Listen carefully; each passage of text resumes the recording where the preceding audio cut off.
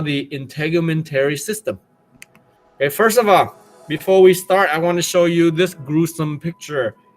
This picture is from Miss Graham. If you know Miss Graham, so she's the other physiology teacher. She's also teach biology. So she has this surgical removal of part of her skin. Okay, so everybody respond to that question. So again, so Miss Graham, I think last year she has this procedure done, and they remove part of her skin, right? All right. And of course, after they done, they would patch it back and let it heal, right? So the skin will regrow. And then of course, this one, it looked like they removed the connective tissue as well. Maybe they leave some. Maybe you can see some of the fat here, right? Maybe down here would be the skull, the bone, right underneath it. So, and that would be the skeletal, and we'll talk about that next when we come back from a little bit on next week, and when we come back from winter break. Okay, so someone have a heart too. Okay, that's nice. All right, let's move on. Okay, so what is the integumentary system? Integumentary system is considered the largest system in our whole body. Well, it is arguably this is debatable, because last year or 2 years ago, there's a research from one of the famous university, and right now they are finding evidence that integumentary system is not the largest. There is another larger system, but they haven't determined if that's a system by itself yet, or the lymph node, or these tubes that run throughout your body, extend fluid throughout your body. And right now researchers are saying that might be the largest system. The only problem is that it hasn't been considered a system by itself. Remember, a organ system is when you have different organs, they work together, right? They become a system, like digestive system, right? Cardiovascular system. So they haven't considered as a system yet. So right now, the integumentary system is still considered the largest system. It is 16% of your body weight. So if you weigh like 100 pounds, 16 pounds would be the integumentary system. So what is the integumentary system? Well, you can kind of see already, right? But they are made of two parts. You have the cutaneous membrane. Cutis mean dermis, mean skin, right? Cutaneous membrane is the skin part of your body. And you also have accessory structure. These are things that work together with the skin to make up the integumentary system. And you can kind of see the picture here, right? Your skin. And then you have other things that make up the integumentary system. All right, moving on. Okay. Again, the note today is long, so try to hang on, and definitely reread the note again, so either way you know what they understand more. And hopefully this is interesting, right? Because it should be, because you guys all have skin, right? Any of you guys don't have skin, right? You all have skin, so it's good to understand how our skin works. So the first layer of our integumentary system is what we call the cutaneous membrane, right? And what make up the cutaneous membrane are the outer epidermis and the inner dermis. All right, if you can look at this picture right here, epidermis would be the most outer layer, and the rest of the epithelial tissue right here, it make up your epidermis. You can feel your epidermis, right? Because it's your skin. It's the outer layer of your skin right here. This is my epidermis, right? And it's made up epithelial tissue. Check. So you guys, 70% of you guys said integumentary system is part of a epithelial tissue. Good for you. And then you have your dermis. Your dermis is right underneath your epithelial tissue. This layer right here, dermis, right? And dermis is actually your connective tissue. So technically connective tissue is also part of the integumentary system. And that is your dermis right here, okay? And then of course you would have accessory structure, right? You have blood vessel, you have the root of the hair, right? You have sweat gland, right? Nail and all that stuff, and we'll talk about that. So that are the things that make up the integumentary system. Okay. The next thing is connection, right? The integumentary system, beside like a layer of skin that protect us from invading pathogen that trying to get into your body, you also have connection, all these different connection, cardiovascular system connection, which is your blood vessel that run within your epidermis and your dermis, right? You also have your nervous system, right? You have sensory neuron that allow you to sense things for pain, touch, and temperature. So your skin is not just there to give you a layer, a boundary to protect you from pathogen, but they're also there to hold your connection of blood vessel and nervous system. So it's interesting, right? Interesting. All right. Beside epidermis, which is the outer layer, epi mean around, surround, which is epithelial tissue, and then your dermis, which is connective tissue. You also have the third layer, the most bottom layer, the one that right before you hit your bone, and that will be the hypodermis. Hypo mean below, hypodermis is right here, and you can see that your hypodermis is primarily your connective tissue again, but primarily your loose connective tissue, because you can see there's a lot of fat here, right? Adipose, fat. And then they also contain, larger blood vessel and then neuron and so on. It is the location of hypodermic injection. So if you guys are into, the medical field or like nurse, MA, medical assistant, sometimes you give shot to, I believe. I might be wrong. Don't take my word. Sometimes you have to give shot, right? Injection. And they always talk about hypodermic injection. Hypodermic mean the needle has to go past the dermis and get into the hypodermis. And that is where the larger blood vessel, right? The larger artery and vein and so on are at. So that way they can carry the medication throughout your body faster. So that's what they meant by hypodermic injection. We'll talk more about that. So again, the integumentary system are made of all these dermis, right? Epidermis, the outside, dermis, and hypodermis. And then also accessory things like blood vessel, right? Glands, sweat glands, and neuron, okay, so on.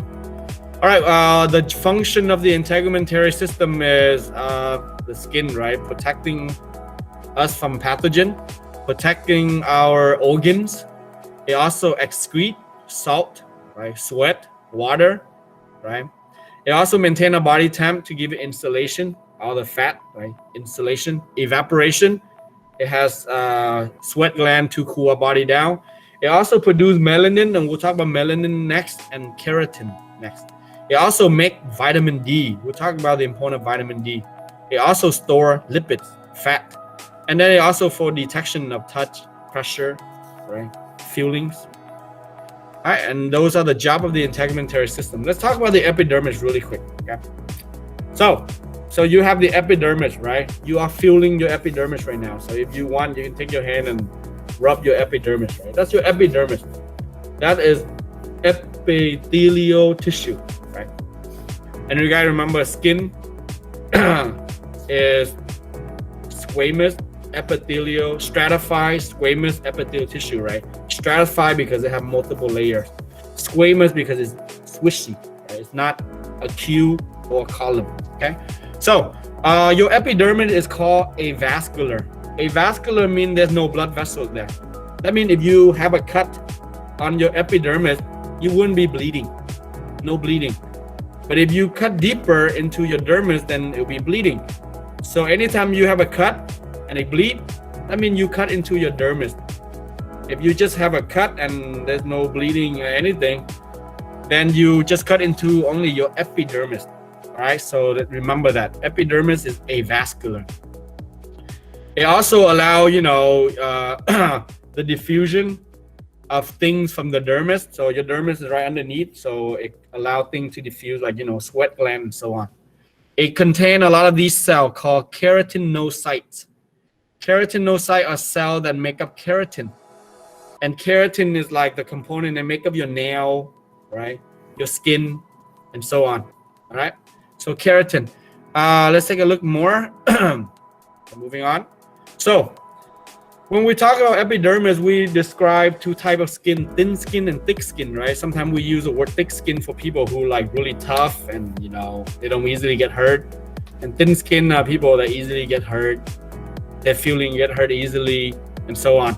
But technically, thin skin anatomically cover most of your body, and the reason it's thin and not thick is because it only has 4 layers of keratinocytes. That means cells that produce keratin or the skin, right? Thick skin, on the other hand, has 5 layers, so they have an additional extra layer. Majority of your body are thin skin. This is thin skin, and thick skin are like the palm and also the sole of our feet places that we interact with surfaces and stuff. All right, so thin skin, thick skin, and the reason is thick skin have an additional layer, right? Let's talk about the layer. All right, so this is the layer of your skin. By the way, this is epithelial, right? And down here would be the connective tissue. Remember, once you hit connective tissue, that is technically your dermis, right? But we're talking about epidermis right now. So these are the surfaces of your epidermis. All right, this is slowly. So you start out from the bottom. Here are the cells, right? These are epithelial cells, keratinocytes. Their job is to produce keratin, and slowly they push them up, and away, right? Your body will shred these keratin or dead skin over time, and over time you will always continue to have new skin coming up. So what are the layer? The first layer, this layer that kind of like the dead layer of your skin, is what we call the stratum corneum. See these dead layer? These are the layer that will shred. They are dead cell. They are not living cell. Okay. And then you have the kind of like semi-dead cell-ish, living-ish, is the stratum lucidum right here, the borderline between your epithelial tissue. And then of course you have your epithelial tissue, stratum granulosum. Stratum mean layer, by the way, guys. Stratum mean layer. These are the epithelial tissue, right? These are living cell. Okay. Keratinocytes that make up the dead keratin. And then of course you have the borderline between epithelial tissue and connective tissue. We call that stratum basale. Basale mean beige, right? Basement, right? Because it connect. So make sure you familiarize yourself with these layers. All right. So this is 1 layer, 2 layer, 3 layer. You don't count this layer because it's dead, right? 1, 2, 3. Oh no, actually you do 4, 5.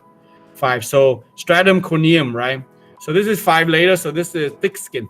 This is the picture of a thick skin. You gotta remember, thin skin has only 4 layers, right? All right, moving on. Thick skin again, right? The palm of your hand. All right.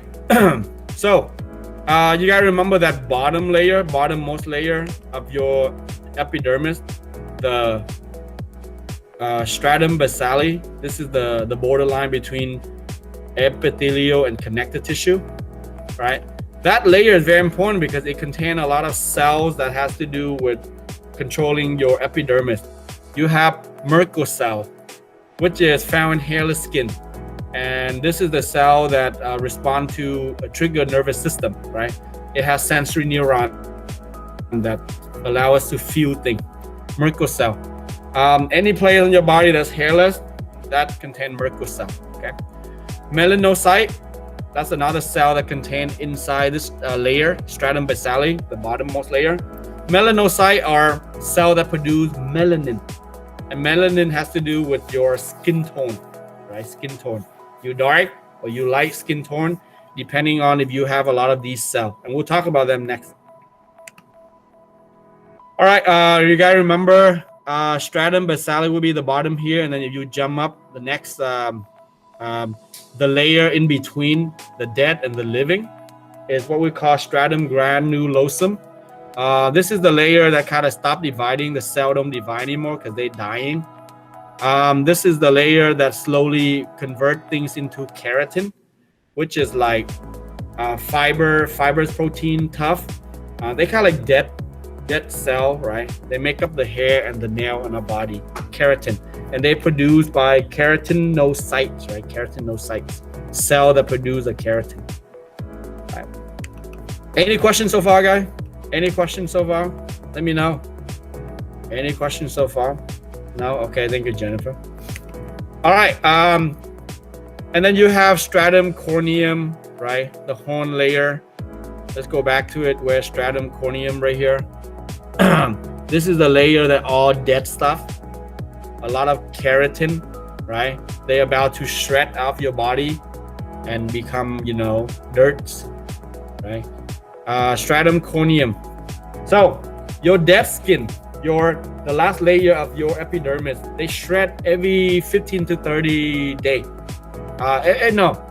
They shred every 15 to 14 days, right? Around 2 weeks. So the most bottom layer is stratum basale, right? They produce cells, they reproduce cell, and slowly those cells die and they get pushed up.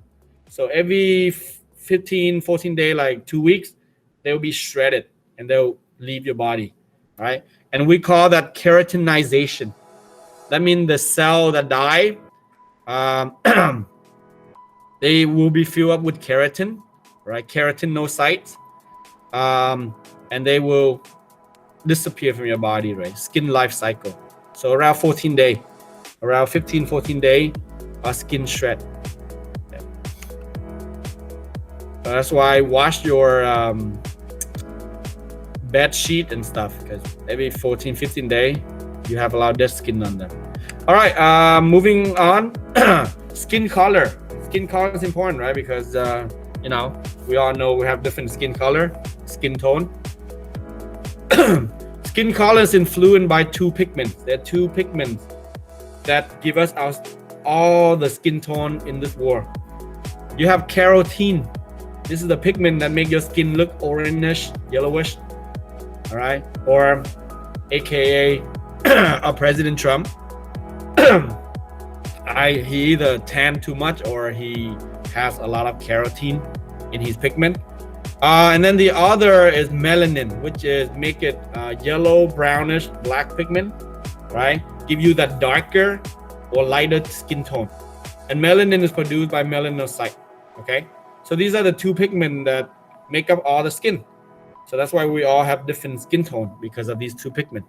All right, so we were talking about melanocyte, right? These are cells that make up melanin. And melanin is what gives you the darker or lighter skin tone, right? Melanocytes are found in your stratum basale. Remember, that's like the bottommost layer of the epidermis. And down here is the dermis, right? The connective tissue, okay? And these are melanin pigment. And that gives us the darker or lighter skin tone. Let's talk about what is the job of these cells. Well, we know that they give us the darker or lighter skin tone, but they produce melanin. Darker or lighter skin tone is not just the skin tone, that's it, right? It's actually an evolutionary factor in our survival, right? Melanin protect our skin from UV light, UV radiation, right? Sun radiation, sun damage. What happens when you have too much UV radiation? Well, it changes the DNA of your cells, and which lead to cancer and wrinkle. It kills your cell, technically, all right? So that's why you need to put on sunblock and so on, and be careful when you have too much radiation, especially you living, in the equator area, right? Equator area, South America, right? Asia, Vietnam, and stuff like that. And that's why you see the people that are there, they wear a lot more clothes to protect their skin from UV radiation, because UV radiation damage your cell, your DNA, and cause them to give you cancer. All right. So melanin job is to protect your cell from UV radiation. This is why evolutionary, you see that country or people that live along the equator, they have darker skin, like Africa, like South America, like including in Southeast Asia as well. They have darker skin, and that's because their melanocyte produce a lot of melanin. And again, melanin to protect you from the UV radiation. Okay. And if you move like away from the equator, like North Pole or South Pole, you will see people have lighter skin because they don't have a lot of melanin. They don't need melanin to protect them from UV radiation. But if they move down to the equator, if you from Canada moving to South America, or Mongolia moving to like Vietnam and stuff, then you better wear clothes to protect your skin, because evolutionary, you don't have a lot of melanin. Next sense? And hopefully you live in that area long enough, and then your kids and your grandkid, great-grandkid will slowly have more melanin to adapt to the environment. And that's the important melanin. So that's why we tend to see people with darker skin along the equator. All right. Right. And this would be some of the problem when you have when your cell UV radiation mess up your cell. And this is what we call basal cell carcinoma. This is a cancer to the epidermis, but it is still mild. All right. Basal cell carcinoma. By the way, we'll talk about these disorder next week when there's an article and you have to do a presentation and so on. And then you talking about the more serious cancer condition is what we call melanoma. All right, and you can kind of see from the picture which one is more serious and which one is less serious, but they both are cancer, and you just have to be careful. Miss Graham, by the way, I believe she has basal cell carcinoma. That means it's cancer to her stratum basale, the layer that in between connective and epithelial. Melanoma is when you have cancer of the of your dermis, the connective tissue. So it's more serious. And we'll talk more about this. Okay. So wear your sunblock and wear your clothes. Don't expose yourself too much sun. All right. Talking about skin color. Skin color can also be determined by the amount of blood coming into that area, right? When people blush, and that's because they have blood vessel that carrying a lot of blood, and so their face look reddened. When people have low blood, oxygenated blood coming to an area, they become pale, right? We know that when people are pale, they they might pass out because they don't have enough oxygenated blood. And if they are super pale, something they can turn into bluish, and that's because their blood are not oxygenated. They don't have enough oxygen coming to that area, and that's why they bluish and they pass out, right? So that's another way of determining your skin color. All right. Speaking of skin, speaking of sunlight, vitamin D. All right. Vitamin D. Vitamin D is important, right? And how do you get vitamin D? Well, first of all, vitamin D has to do with keeping your bone, retaining calcium in your body. So vitamins stimulate your body to hold on to the calcium. So that way your bone is strong, all right? And if you don't have enough vitamin D, your body will keep losing calcium. And if your body loses calcium, your bone will be weak. So how do you retain vitamin D? Well, UV radiation. So you know how we say UV radiation is bad for your skin, right? It messes up your cell, your DNA mutation. But if you don't have enough sunlight, you can also go the other way where you don't have enough vitamin D. So remember the word homeostasis, right? Too much sunlight is not good. Not enough sunlight is also not good. So if you are, I'm sure I'm Asian, so I've seen a lot of Asian older generation where when they live in Vietnam, the equator area, yes, they're supposed to wear, protective gear, glove and face and all that stuff. But unfortunately, when they moved to America, they didn't realize that, hey, we are away from the equator. So that means, should we wear all those protective gear and avoid of sunlight? That's not good, because if you avoid of sunlight, your body will lack vitamin D. Hopefully they take vitamin D supplements, but your body will lack vitamin D. And when you lack vitamin D, guess what, guys? Your body cannot retain calcium, and then they have bone problem. So that's why you see if you have grandparents, Asian or Hispanic too, right? Because Mexico is part of near the equator. If you have grandparent or older generation people that now they live here away from the equator, and if they don't go out to the sun, remind them they need sunlight.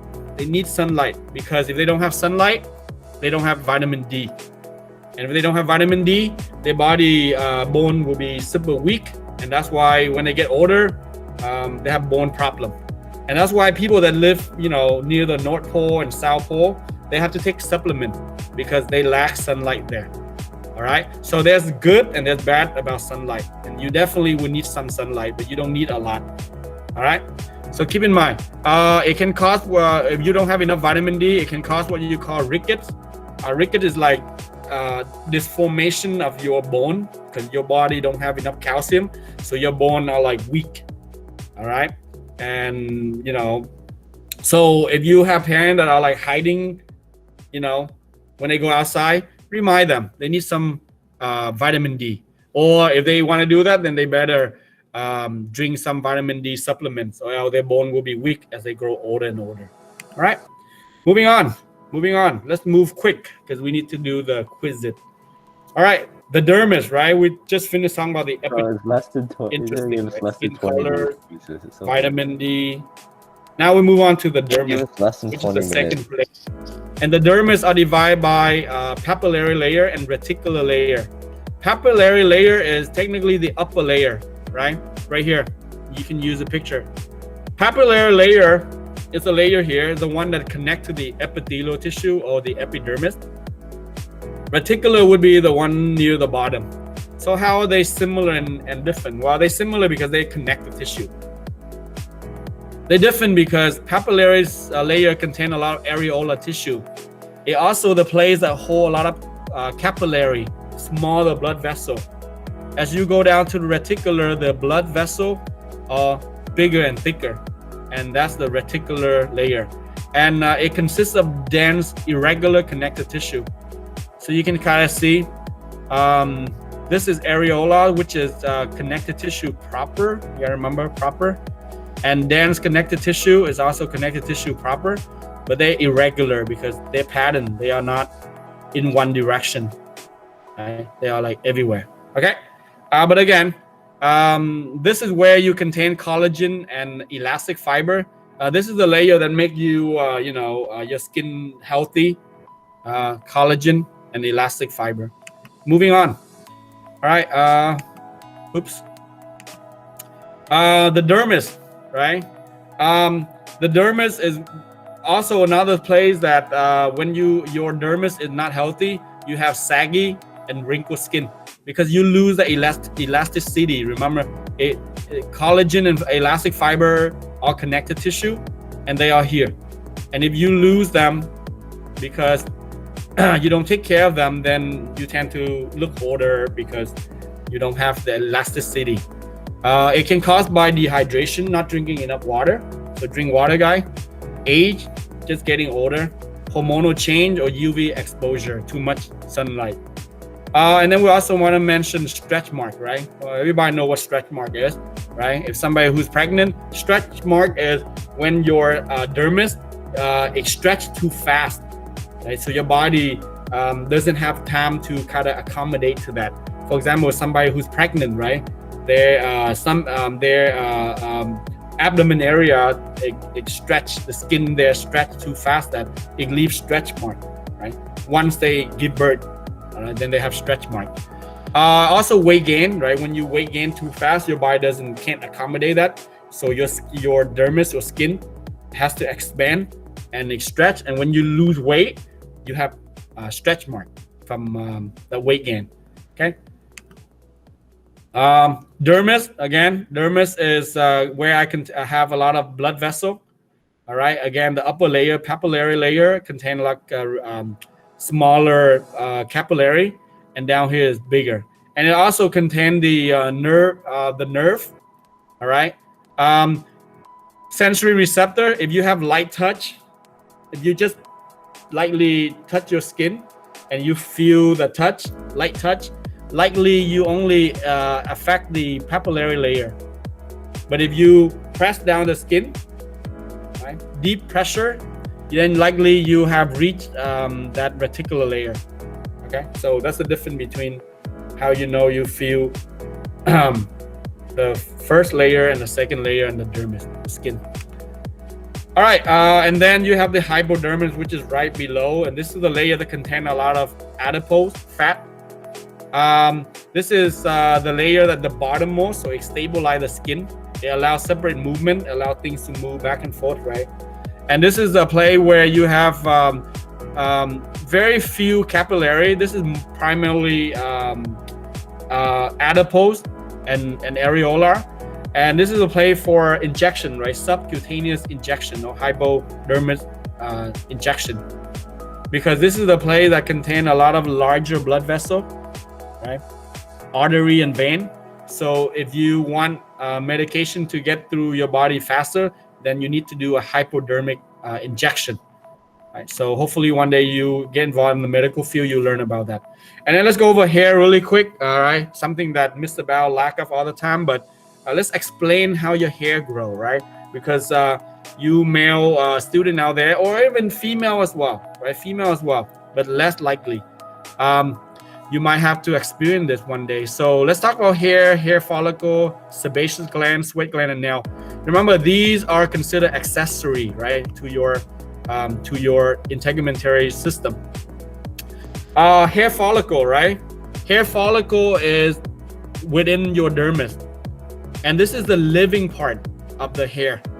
And then you have hair, which is keratin, which is the dead part of the hair. And they are more within the epidermis layer, you see, okay? So again, you have keratinocyte that produce keratin, and it become hair, it become dead cell. But know the location. The location is dermis, and then the dead part, the keratin part, is the epidermis. Okay. Hair growth cycle, right? Let's say you have 100 hair follicle on your head, okay? Just example, okay? Because I know I'm wrong with a number. Let's say 100. Not all of your hair follicle will be activate at the same time. 50% will be activate, and we call them growing hair. So they will be the one that grow the hair, the keratin. And the other 50% will go to sleep. They call club hair because they inactivate. Make sense?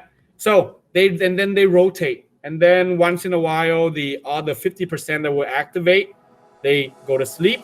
The one that inactivate, the club hair, become growing hair. So they rotate.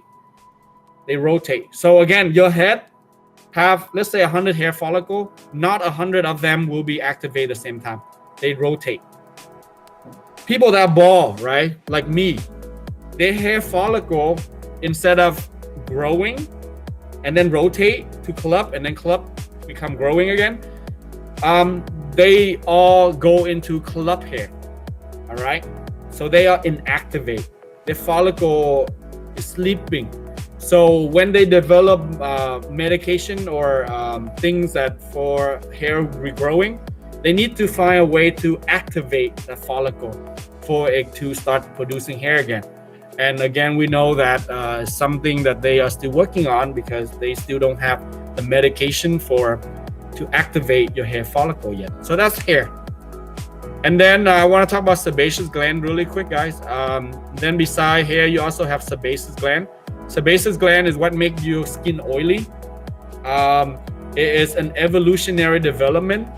Back in the day, our ancestor loved oily skin. It makes somebody shiny. It's a good thing because they attract mate having shiny skin. But unfortunately, it can have a negative result. When your skin is oily, it traps bacteria, right? It traps bacteria. It traps your sweat in there. And now it leads to acne and stuff like that. So having oily skin or sebaceous gland too much is not good, right, in this society, right? But remember, our ancestors used to love it because it make them shiny, but unfortunately it lead to acne problem and all that stuff. So if you want to reduce acne problem, make sure your skin is not oily all the time because it attract bacteria. All right, moving on. I'm gonna skip that. That has to do with mammary gland that produce milk, and cerominous gland, which is produce earwax. All right, nail. Well, I'm just gonna move on to. So nail is also your keratin, right? This is your finger right here. Your nail root, just kind of like your hair, it produces keratin, right? And then your nail is the dead part, but you have nail root down here. Okay, so check that out.